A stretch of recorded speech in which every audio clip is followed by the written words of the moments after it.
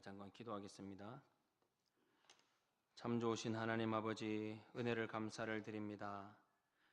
지난 주일 보냈다가 지난 3일 동안도 지켜주시고 이 저녁 주의 은혜를 사모하는 마음으로 함께 모여 주님 앞에 예배를 드리며 말씀을 듣습니다. 말씀을 듣는 가운데 우리를 향한 하나님의 뜻을 깨닫게 하시고 깨달은 말씀을 우리 삶에 적용하여 말씀을 증명하는 삶을 살 수 있도록 은혜 내려 주옵소서. 예수님의 이름으로 기도하옵나이다. 아멘. 할렐루야, 할렐루야. 하나님께서 이 밤에도 우리에게 필요한 은혜로 충만하게 채워주실 줄 믿습니다. 성도 여러분, 결혼하니까 좋습니까? 대답이 없으시군요. 조선비즈라는 리서치 전문기관에서 우리나라 20대 청년들을 대상으로 700명에게 설문조사를 했습니다.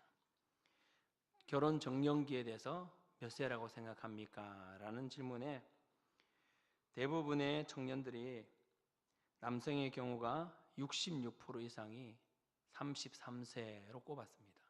여성들은 29세가 30% 정도가 대답을 했습니다. 그런데 그렇게 결혼한 뒤에 결혼 생활에 만족하느냐는 그 질문에 대부분이 만족하지 못하다는 결과를 냈습니다. 다시 한번 여러분에게 묻고 싶습니다. 여러분 결혼 생활에 만족하고 있습니까? 오늘 고린도전서 7장을 살펴보면서 행복한 가정의 시작은 건강한 결혼으로부터 라는 제목으로 은혜를 나누려고 하는데, 주보에는 이게 제목이 너무 길어서 다 실지를 못해서 결혼, 행복한 가정 이렇게 했습니다. 행복한 가정과 건강한 결혼이 되기 위해서 먼저 필요한 것이 바로 한번 따라하십시다. 서로 존중해야 합니다. 오늘 고린도전서 7장을 살펴보기 전에 우선 우리는 고린도 교회가 처한 이 사회적인 상황들, 이 환경들을 알면 7장의 내용이 훨씬 더 잘 이해가 됩니다. 우리가 알고 있는 대로 고린도 도시가 어떤 도시입니까? 항구 도시입니다. 항구 도시는 물건만 많이 왔다 갔다 하는 것뿐만 아니라 사람들도 많이 유입이 되지요. 그러다 보니 문화도 다양한 것이 항구 도시의 특징입니다. 다양한 문화 속에서 고린도 교회가 많은 도덕적인 문제에 직면한 것이 사실입니다. 이미 바울은 고린도 교회 성도들에게 음행하는 자들과 사귀지 말라고 일전에 이미 편지로 보낸 적이 있습니다. 즉 바울이 고린도전서를 기록하기 이전에 고린도 교회에는 음행을 비롯한 이 윤리적인 문제가 이미 심각해져 있다는 것을 알려주는 겁니다. 이런 문제를 가지고 있는 고린도 교회의 모습을 생각하면서 바울은 오늘 7장을 통해 결혼에 대해서 언급을 하고 있습니다. 그렇다면 바울이 7장을 통해 결혼을 말씀하면서 우리에게 하고 싶은 말이 뭘까요? 7장을 쭉 읽다 보면 이런 내용을 요약할 수 있습니다. 웬만하면 결혼하지 말고 혼자 지내는 것이 좋다는 것으로 요약할 수 있습니다. 그렇다고 해서 이것을 마치 결혼하지 않아도 된다라는 결론을 내리면 안 됩니다. 왜 그럽니까? 바울은 7장을 통해서 결혼을 하라라고 말하고 있습니다. 언제 결혼하라고 말합니까? 2절에 보니까 남자와 여자가 다 배우자를 가지라고 말을 하는데 그 전제 조건이 뭡니까? 음란을 피하기 위해서. 9절에도 보십시오.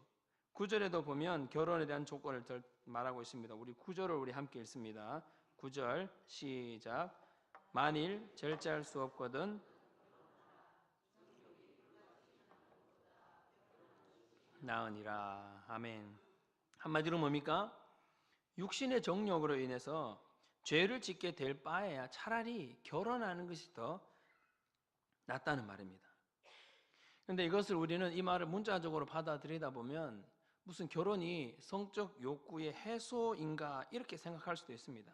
그러나 고린도 교회가 처한 이 상황, 이 영적인 상태를 보면서 바울이 이 말을 들으면 전혀 그렇지 않다는 것을 알게 돼요. 요즘은 그렇지 않습니다만 우리나라에도 예전에는 이 여성에 대해서 인식이나 여성에 대한 대우가 그리 좋지 않았습니다. 여성의 인권은 찾아볼 수도 없었고 여성을 가사의 도구 정도로 생각하는가 하면 어떤 가문은 이 여성을 단순 이 출산의 한편으로 생각을 해서 이 가문을 잇는 도구 그 정도로만 여겨지기도 했었습니다. 바울 당시에도 이 결혼을 부유한 사람들만 해당되지 나머지 사람들은 이 결혼의 이 상대방을 결정한 권리가 당사자에게는 없었어요. 별로 선택권이 없었고 대신 부모가 주선하는 부모가 주선하는 것이 일반적이었어요. 또 당시 결혼하는 것을 보면 남녀의 애정 관계에서 성립되기보다는 재산과 지위를 향상시키기 위한 일환으로 많이 여겨졌었습니다. 그래서 모든 권한이 남편에게 치우쳐 있었고 심지어 이 아내를 돈으로 주고 사는 일도 있었다고 해요. 그렇다 보니까 남자들이 본능적으로 이 성적인 욕구를 집에서 해결하지 않고 집 밖에서 다른 여자와 충족하는 경우가 많았습니다.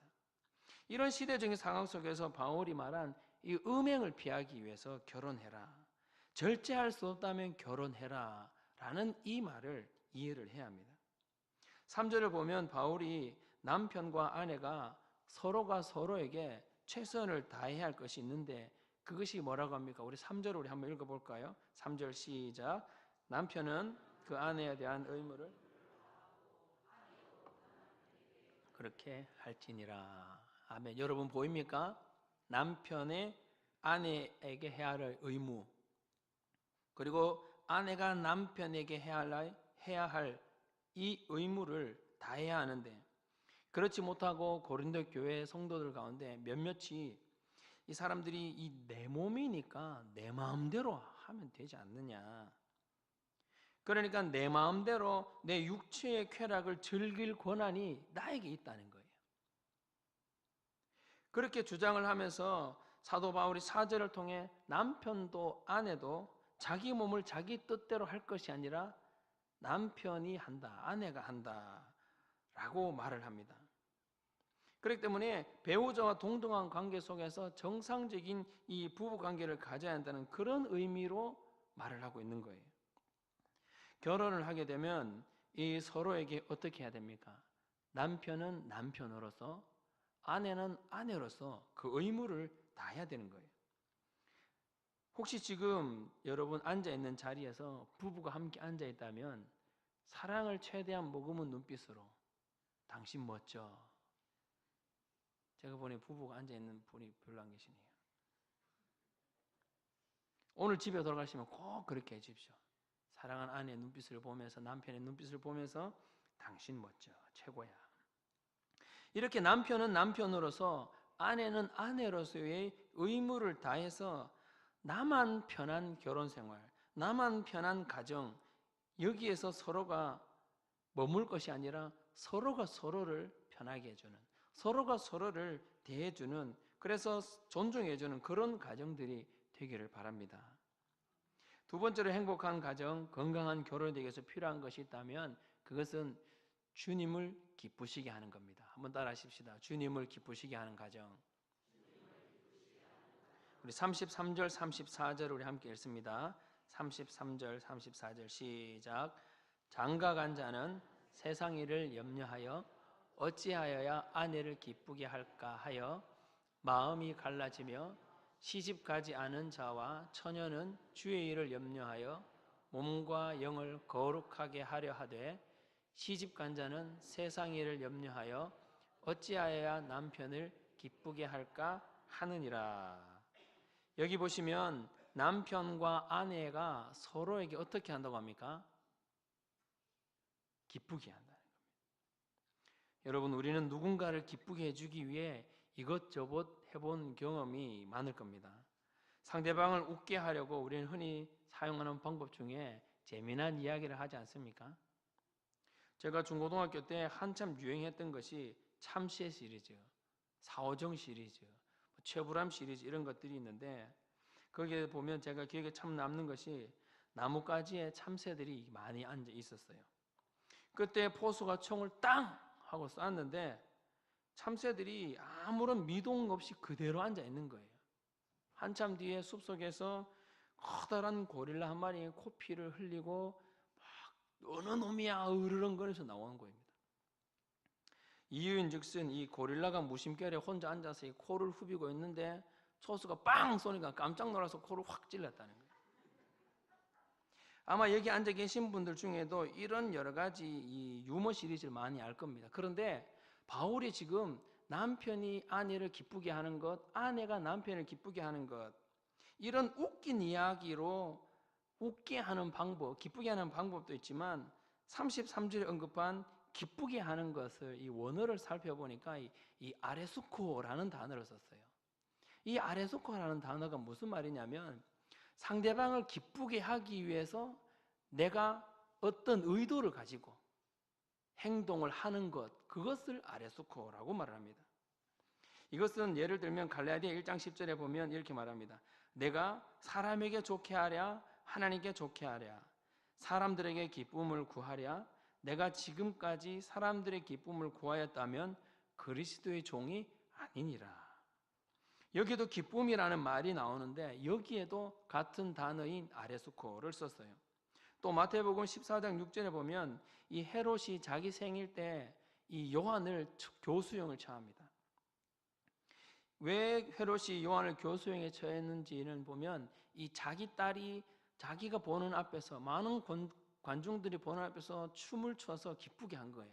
그래서 네 모든 소원을 들어줄게 라고 하는데 이때 헤롯의 딸이 헤롯의 마음을 기쁘게 했다 라는 단어도 아레수코를 썼어요. 그러니까 이 바울이 말한 남편은 아내를 기쁘게 하고 아내는 남편을 기쁘게 하는 것은 그냥 기쁘게 하는 것이 아니라 내가 이렇게 하면 남편이 기쁘게 했지, 내가 이렇게 하면 아내가 기쁘게 했지, 기뻐하겠지 라는 그런 의도를 가지고 하라로 지금 말을 하고 있습니다. 남편은 아내를, 아내는 남편을 기쁘게 하는 가정들이 되기를 바랍니다. 그런데 여기에서 우리가 단순히 서로를 기쁘게 해야겠다로 적용하고 마무리를 하면 바울이 말한 서로 기쁘게 하라는 이 진정한 의미를 우리는 놓치는 겁니다. 34절 앞부분을 보면 마음이 갈라진다, 마음이 갈라진다 이렇게 시작을 하고 있습니다. 고린도전서 7장을 가만히 읽다 보면요, 사도 바울이 두 가지 부류의 사람으로 나누고 있는 것을 찾게 됩니다. 먼저는 결혼한 사람, 그리고 결혼하지 않는 사람, 이렇게 둘로 나눌 수 있어요. 그래서 결혼하지 않는 사람은 그들의 생각 속에 어떻게 하면 주님을 기쁘시게 할까 생각하면서 매일 주의 일을 생각한다는 거예요. 근데 결혼한 사람들은 어쩔 수 없이 어떻게 하면 아내를, 남편을 기쁘게 할까 세상 일을 염려한다는 거예요. 그래서 결혼한 사람은 그의 마음이 나누어진다라는 말을 하고 있습니다. 그리고 결혼하지 않는 사람은 웬만하면 결혼하지 말라라고 말하는데 이것을 바울이 무슨 독신주의로 살아라 그런 뉘앙스로 말하는 것이 아니라 29절에 보니까 형제들아 내가 이 말을 하노니 그 때가 단축해진 고로 이렇게 말하면서 이 종말에 대한 말을 언급하고 있습니다.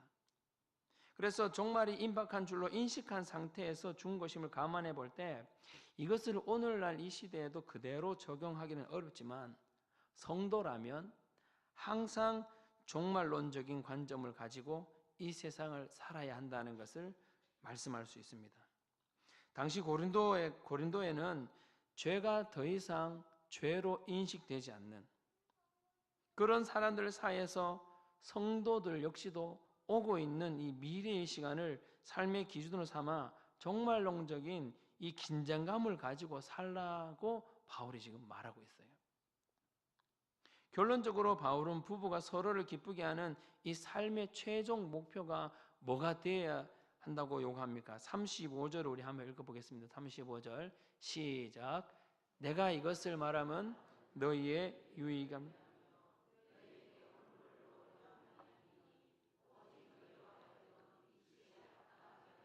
흐트러짐 없이 주를 섬기게 하려 함이라. 아멘. 뭡니까? 남편과 아내가 서로 기쁘게 하는 것이 무엇과 연결되어야 됩니까? 이치에 맞게 흐트러짐 없이 뭘 해요? 주님을 섬기는 것. 그러니까 우리는 주님을 섬기는 삶을 살아야 한다는 거예요. 주님을 섬기는 삶이란 어떤 삶입니까? 주님을 기쁘시게 하는 삶. 어떻게 하는 것이 기쁜 겁니까? 본문을 보니까 남편은 아내를, 아내는 남편을 기쁘게 하는 것. 그것이 누구와 연결돼야 돼요? 주님과 연관이 있어야 하는 겁니다. 그런 삶을 바울은 이치에 합당하게 하여 주님을 기쁘게 하는 삶을 살거라고 말합니다. 이치에 합당한 삶. 제가 며칠 전 TV 보다가 보는 내내 제 가슴이 참 답답한 한 가정을 봤어요. 매일 술 마시는 아버지를 보다 못해 이 딸이 우리 아버지 좀 설득해 주세요라고 방송국에 이렇게 프로에 요청을 한 거예요. 이 아버지 매일 술을 먹어요. 그런데 그냥 술을 먹는 것이 아니라 취할 정도가 아니라 이 필름이 끊겨질 정도로 드신다는 겁니다. 더군다나 이 술을 많이 먹으니까 이 집으로 오는 길에 이리 나빠지고 저리 자빠지면서 많이 다친다는 거예요. 때로는 다치는 것뿐만 아니라 지갑도 분실을 한다는 겁니다. 아무튼 이 아버지가 완전 술에 쩔어 사는 아버지였어요. 문제는 술값으로 한 달에 200, 300을 막 낸다는 겁니다. 여러분 이 정도면 거의 이 병적인 수준 아닙니까? 그러면 이 가정 생활은 어떻게 하느냐? 아내가 직장 생활을 해서 이 생기는 수입으로 살아간다는 겁니다. 진행자들이 하도 어이가 없어서 이 딸에게 아버지 수입이 어떻게 되느냐 물어보니까 아빠의 수입을 아는 사람은 우리 가족이 아무도 없다는 거예요. 이런 삶이 계속되다 보니 이제 가족도 거의 포기 상태여서 방송의 힘을 빌려서라도 아버지를 좀 설득해 보려고 나왔는데 아버지는 끝내 술을 포기하지 않고 가족들을 포기해 버렸습니다. 진행자들이 아버지에게 왜 술을 못 끊습니까? 못 끊더라도 좀 줄일 수는 없습니까? 라고 말하니까 이 아버지, 나는 술이 좋아요. 친구들이 좋아요. 모임이 좋아요. 진행자들도 하도 답답했던지 그러다가 만일 가족들이 이 아버지를 향해 등을 돌리면 어떻게 하시려고요? 라고 물으니까 이 아버지가 하는 말이 가족이 날 버릴까요? 가족이 나의 등을 돌릴까요? 그건 생각 못 해봤어요. 그러나 술은 포기 못해요. 이렇게 말하는 아버지. 여러분 이 아버지가 이치에 맞는 아버지입니까? 이치에 맞는 가장이라고 할 수 있을까요? 결국 이 프로그램 막바지에 딸이 눈물로 아버지에게 호소했어요. 그러자 아버지가 뭔가를 느꼈는지 줄여보겠다고 했습니다. 그런데 저는 이 아버지가 만약 기독교인이라면, 저분이 만약 교회를 다니는 분이라면 과연 이치에 맞는 삶일까 묵상해 봤습니다. 평소에는 술도 마시고 담배도 피는 그런 성도가 과연 이치에 맞는 삶일까 묵상을 해봤습니다. 비단 술이나 담배뿐입니까? 나는 술은 안 마시고 또 나는 담배를 피우지 않는다면 그래도 나는 괜찮다라고 생각하는 분 계실지 몰라요. 그러나 오늘 35절 마지막 부분에 바울이 뭐라고 말합니까? 한번 같이 읽어볼까요? 시작. 흐트러짐 없이 주를 섬기게 하려 함이라. 아멘. 여러분 여기 흐트러짐이라는 말은 옛날 성경 버전으로는 분요함 없이라고 표현했습니다. 이것이 무슨 말이냐면 누가복음 10장에 나오는 이 마리아의 모습에서 같은 말을 찾을 수가 있어요. 예수님께서 마리아와 마르다의 집으로 찾아갑니다. 요즘 말로 하면 예수님이 그 집으로 신방을 간 거예요. 그러나 마르다는 이 부엌에서 뭔가를 한참 열심히 뭔가를 준비를 했습니다. 예수님께서 신방 오셨으니 간단하게 욕이라도 하게끔 해드리려고 요리를 했던 모양이에요. 그런데 동생 마리아는 꼼짝도 하지 않고 예수님과 계속 이런저런 이야기 주고받고 하고 앉아만 있는 겁니다. 그래서 마르다는 예수님께 조금 불평이 섞인 노트로 동생에게 언니 좀 도와주라 라고 말해달라고 했겠지요. 이때 마르다의 이 분주함과 같은 말이 오늘 고린도전서 7장 35절에 흐트러짐 없이라와 같은 말입니다. 즉 바울은 고린도 성도들이 마치 마르다처럼 마음에 분주하고 혼란스러운 상태에서 신앙생활 하지 않기를 바라는 마음으로 흐트러짐 없이 주를 섬기라고 말하고 있습니다. 그런데 여기 흐트러짐 없이 주를 섬기는 것과 이치에 합당하게 주를 섬기는 것, 이것이 어떻게 이 결혼생활, 가정생활과 연결이 됩니까? 34절의 시작이 어떻게 한다고 했습니까? 마음이 갈라져. 마음이 갈라진다고 말하고 시작을 합니다. 누가 마음이 갈라집니까? 장가 간 자와 시집 간 자, 결혼한 자가 이렇게 갈라진다는 거예요. 어떻게 갈라집니까? 32절부터 35절을 쉬운 성경 버전을 보면 이렇습니다. 제가 한번 읽어드릴 테니 잘 들어보십시오. 나는 여러분이 염려 없이 살기를 바랍니다. 결혼하지 않는 남자는 어떻게 하면 주님을 기쁘게 해드릴 수 있을까 하고 주님의 일에 마음을 씁니다. 그러나 결혼한 남자는 어떻게 하면 자기 아내를 기쁘게 할 수 있을까 하고 세상 일에 마음을 쓰게 되므로 마음이 나뉘어 있습니다.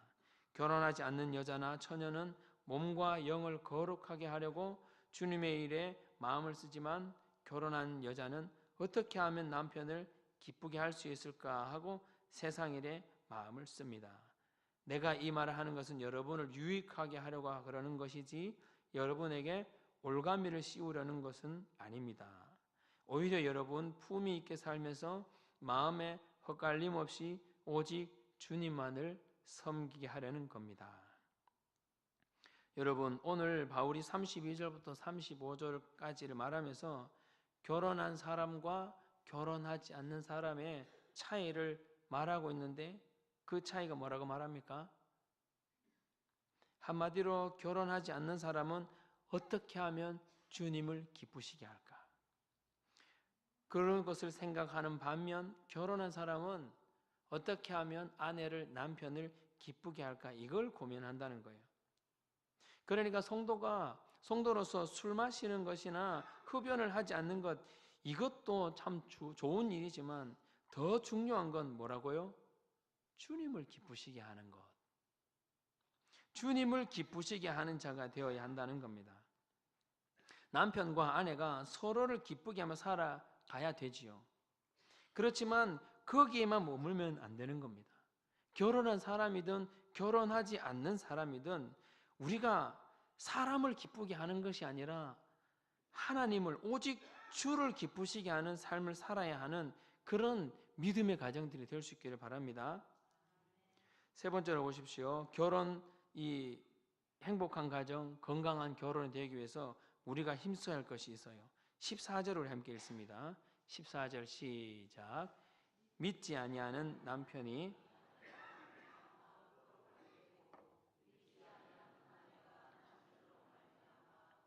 되나니 그렇지 아니하면 너희도 깨끗하지 못하니라. 그러나 이제 거룩하니라. 아멘. 무엇을 힘써야 할까요? 바로 거룩입니다. 한번 따라 하십시다. 거룩한 가정이 되어야 합니다. 바울이 14절을 통해 하고자 하는 말은 이 13절에 언급한 믿지 않는 배우자가 같이 사는 것을 좋아한다면 버리지 마라 말합니다. 왜 버리지 말라고 합니까? 16절도 같이 읽습니다. 16절 시작. 아내 된 자여 내가 남편을 구원할는지 어찌 알 수 있으며 남편 된 자여 내가 네 아내를 구원할는지 어찌 알 수 있으리요. 아멘. 뭡니까? 믿는 아내로 인해 남편이 구원받게 되고 믿는 남편으로 인해 믿지 않는 아내가 구원받게 될 수도 있기 때문입니다. 남편이 아내 때문에 구원받아 거룩하게 되고 아내가 남편 때문에 구원받아 거룩하게 되기 때문에 바울이 고린도 성도들에게 남편이나 아내를 버리지 말라고 말하고 있습니다. 그렇다면 여러분 이 말을 뒤집으면 어떻게 됩니까? 지금 고린도 성도들 사이에도 고린도 도시에 사람들이 아무렇지도 않게 이 죄책감이나 어떤 제재 없이 그냥 부부지간에 마음에 안 들면 그냥 됐나 알았다 하고 다른 사람 찾아가서 결혼해버리는 그런 문화가 지금 일반화되어 있는데 지금 고린도 교회 성도들 역시 남편과 아내를 마음대로 바꾸고 있다는 겁니다. 그러니까 지금 고린도 교회는 복음의 힘을 다 잃어버린 성도들, 자기가 원하는 대로 죄 짓고 자기들이 생각나는 대로 죄에 대해서 아무런 제재도 없이 다들 뭐 그렇게 하니까 내가 그렇게 한다고 이게 죄가 되나? 이건 죄가 안 된다고 생각하면서 쉽게 죄에 빠져드는 겁니다. 그런 잘못된 문화를 바울이 지금 지적하고 있는 겁니다. 여러분, 지금 우리가 살고 있는 이 사회는 어떻습니까? 오늘날 한국 사회 역시도 죄에 대해서 많이 무뎌져 있는 건 사실입니다.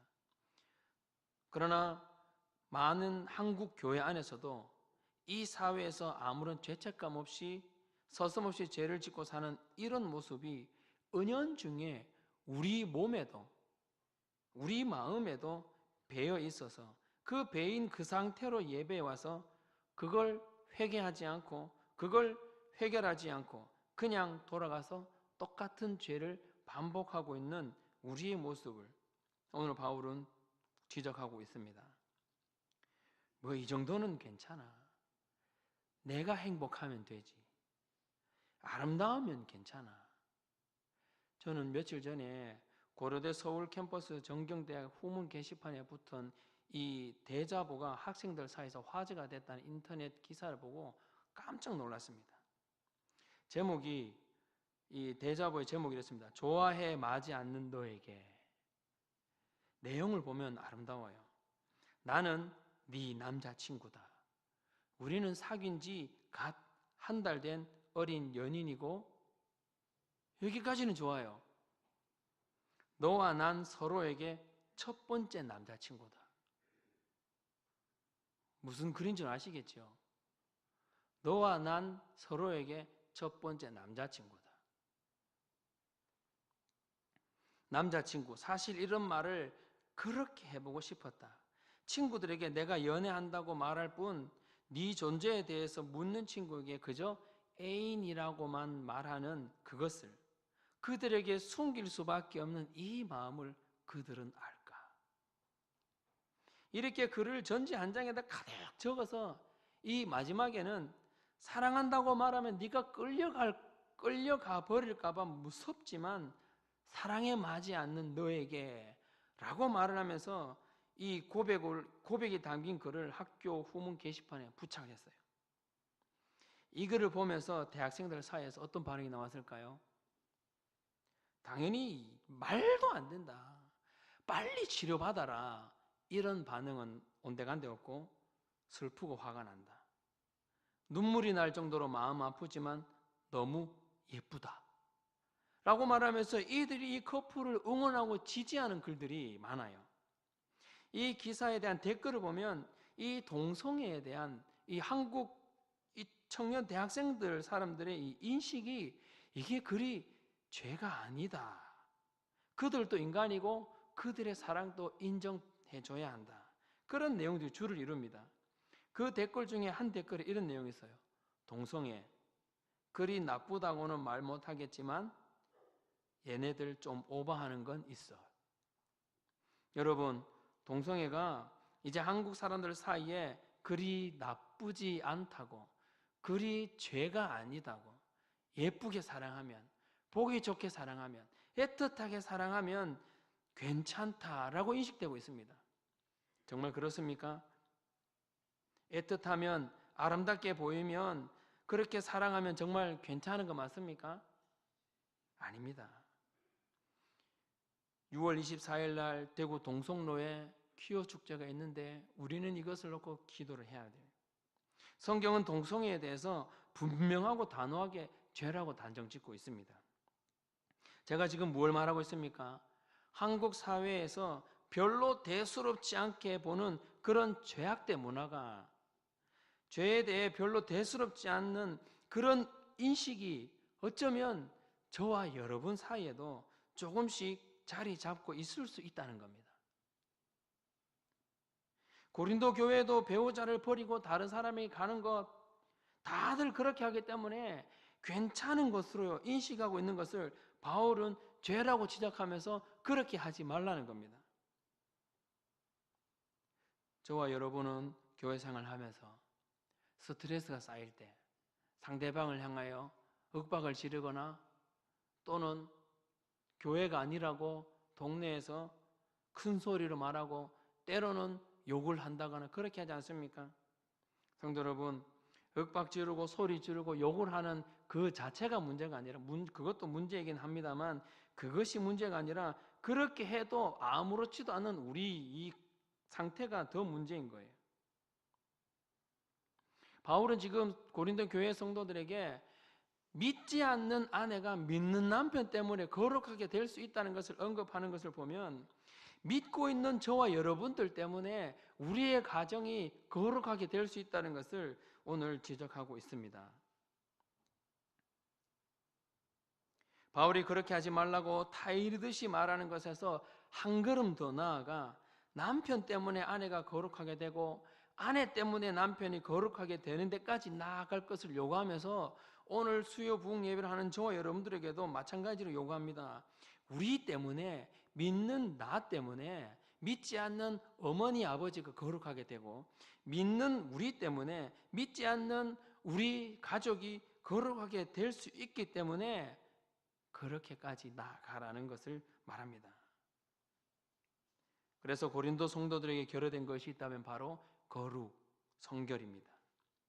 이것은 성도들에게만 국한된다라기보다는 17절에 보면 바울이 마지막 부분에 모든 교회에서도 이와 같이 명령한다. 즉 교회와 성도 모두가 거룩을 향해 나아갈 것을 말씀하고 있습니다. 말씀의 결론을 맺으려고 합니다. 오늘 수요 부흥 예배를 하는 우리 모든 성도들의 가정이 정말 행복하고 천국 같은 가정이 될 수 있기를 소망합니다. 여러분 가정은 서로를 존중해주는 가정, 부모는 자녀를 말씀으로 양육하고 자녀는 부모를 공경하는 그런 가정이 될 수 있기를 바랍니다.